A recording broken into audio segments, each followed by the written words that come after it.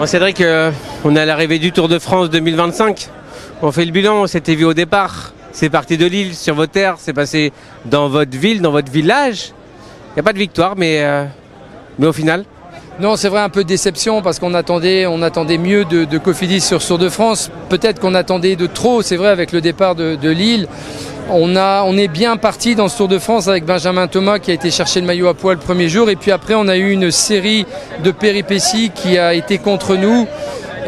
Chute de Benjamin Thomas déjà et fracture de la côte. Alors on n'a pas trop... Vous l'avez pas dit ça? Non, on ne l'a pas dit parce qu'on espérait qu'il puisse retrouver l'intégralité de ses moyens, mais malheureusement sur le Tour c'est difficile. Ensuite on a eu ce vol de vélo, on a eu la polémique Jesper Philipsen avec Brian Cocard. On a eu aussi des membres du staff qui ont eu la douleur de perdre leur papa pendant le Tour de France à 2 reprises.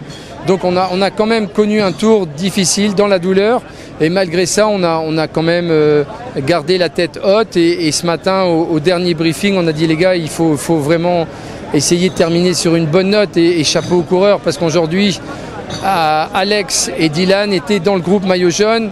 On a vu les noms qui étaient là, donc ça c'est ce qu'on attendait d'eux sur l'ensemble du Tour de France.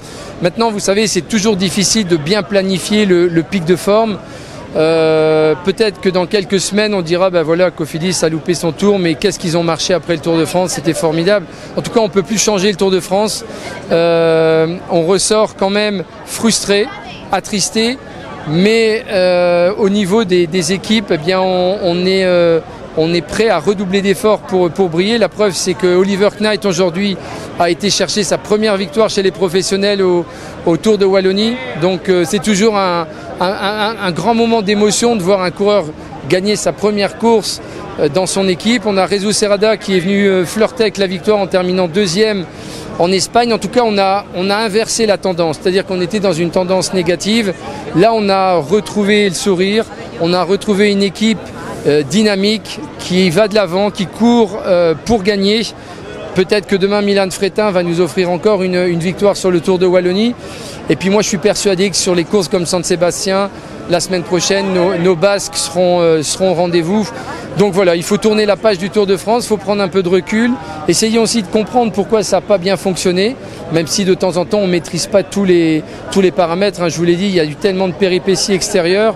Mais en tout cas, on a une équipe talentueuse avec des coureurs de premier plan. Ils l'ont montré encore aujourd'hui.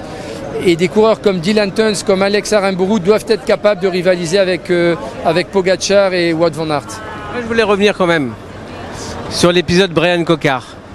Quelle classe, quel respect et quel courage. On est d'accord ?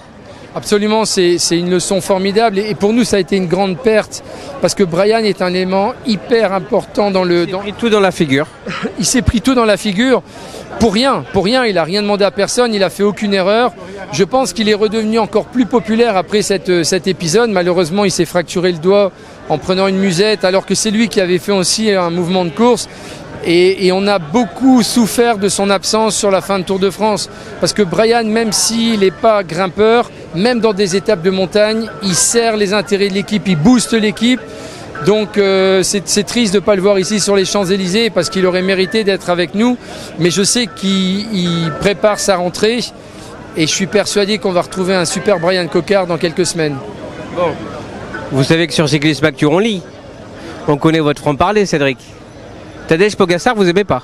Si, j'aime bien. Je regrette juste quand il est au départ, parce que quand il est au départ, on n'a aucune chance de gagner. En fait, c'est un cannibale. C'est dur quand même. C'est l'Eddy Merckx des temps modernes. Non, au contraire, je pense que c'est un coureur talentueux, chapeau à lui, mais évidemment, quand il y a Tadej Pogacar au départ, on sait que c'est perdu, et nous, on est avant tout là pour essayer de gagner. Donc, eh bien, je pense qu'il a besoin de prendre du repos, de laisser un peu de temps. De gagner. Peut-être ne plus aller à la Vuelta, ça serait bien s'il décidait de zapper la Vuelta. Qu'il soit champion du monde au Rwanda, ça ne nous dérange pas. Mais c'est vrai qu'avec Tadej, c'est compliqué. Franchement, c'est un crack, c'est impressionnant. Il est à l'aise sur les classiques, en montagne.